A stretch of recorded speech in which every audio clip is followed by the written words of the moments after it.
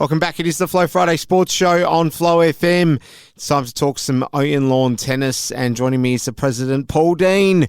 Good to be back with you, Paul. How are you? Yeah, good, thanks, Alice. How are you? Going very well, but I dare say not as well as you were last Friday evening. You would have been on cloud nine after the result of your side under the lights there, Paul. A very big win for Timbiroo, knocking off the top place side. Yeah, it's always good to knock the top team off their perch, and we did it in fine style on Friday night. Yeah, Kulwin previously undefeated. But until Friday night, that changed with the mighty Timbiroo team coming out in front. So I guess what this shows is that absolutely no one, perhaps unlike last year, is unplayable this year, Paul. Yeah, we've got a very even competition, which is looking really good. I was just thinking before that if this week's matches go a certain way, we could have 4 teams all on 3 wins. But yeah, we'll see what happens there. Very intriguing stuff. Well, let's go to that first game. We had the top 2 facing off. How did it all go in the end? Obviously, we know the result ultimately, but how did we get to this result, Paul? Yeah, the Kulwin Timbiroo match. First of all, we both played one short.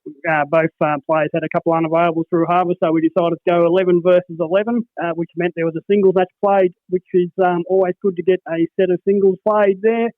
In the first section of the night, the lady/mixed doubles section, was Kulwin there who got up by just the one game there. And then in the men's section, it was Timbiroo there, which had a tidy win there by the 8 games there. 8 games that put them 7 games in front going into the mixed extra doubles section. And this is where that singles match was played between Lexi Munro and Chloe Brady. I'll give them a mention there for going out and playing a singles match there, with Lexi winning that 6-4.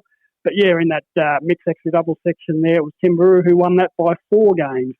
And that therefore gave them an 11-game win overall. Final scores there, Timbiroo 10 sets, 82 games, defeating Kulwin 7 sets, 71 games. 3-set winners there, just the 2, were Nigel Hamilton for Timbiroo and Scott Brady for Kulwin. And incidentally, if you remember, I mentioned a couple of weeks ago, Scott captained the undefeated team last year, and so far this year is undefeated, captaining the Kulwin team. But yeah, that changed as of Friday night.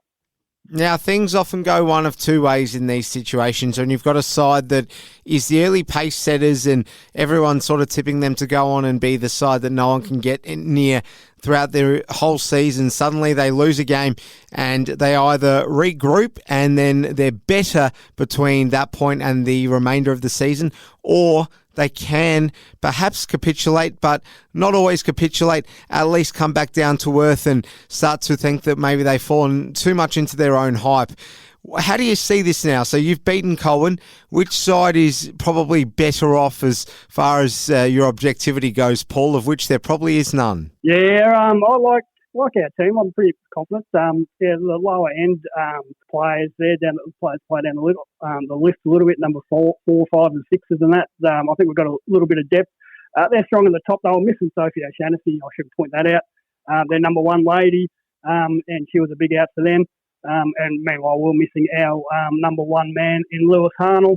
So that's sort of even that out. But going forward, it'll be interesting to see how Kulwin bounce back and see what happens this week. That we shall. All right, well, let's talk about the other game last Friday night. That was Kiamal against Torrita, and we spoke about how important this game was for the bottom place side in Kiamal, but in the end, they managed to go ahead and again be losers on this occasion, so it's not going to do them much good going forward, Paul, because they are rooted to the bottom of that ladder. Yeah, they've got the job ahead of them now.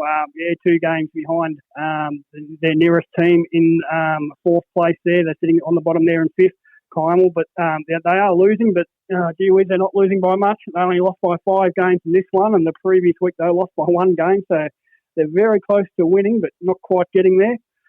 Anyway, this game here, Torrita v Kiamal, 4 games was the difference in the ladies/mixed doubles section there.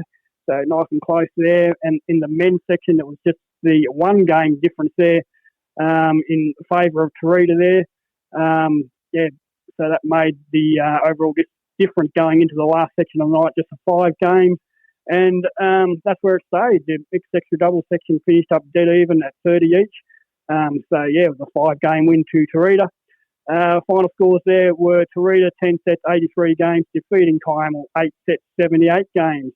3-set winners there were Samuel Mead, Belinda O'Brien, Eliza Parsons playing for Torrita, and for Kyle, Paddy Cherry was a 3-set winner there.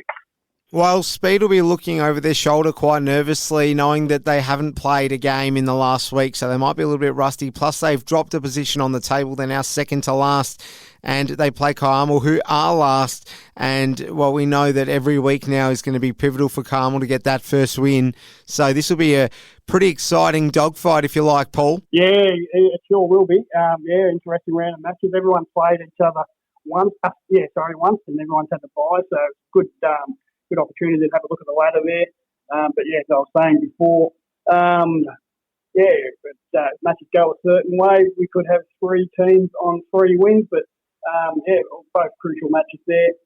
We've got, just looking ahead, we've got Kyle versus Speed there, so that's 4th versus 5th, and Kyle will drop this one. They could find themselves 3 games behind the nearest team, depending on the other match there between Torrita and Kulwin. They'll want to win it, and for Speed, they'll definitely want to get themselves back onto the get a W next to their name. They've won the first 2 matches and haven't fired a shot since. They've lost the 2 after that and then had the bye, so they'll want to bounce back and get a win this week, no doubt. How much would the Torrita busybodies have been looking over the court and watching you guys perfect the what has been something no one else has been able to do this season in knocking off Kulwin? You've got the blueprint there, so Torrita, you'd think they would have been trying to take something out of what you guys did against Kulwin with their game coming up against that side this weekend, Paul. Yeah, no doubt. They would have had a look and see that, Kulwin can in fact be beaten, and they've got a bit of momentum behind themselves there. They've won the last 2 matches in a row, Torrita, so they'll be looking to make that 3 in a row.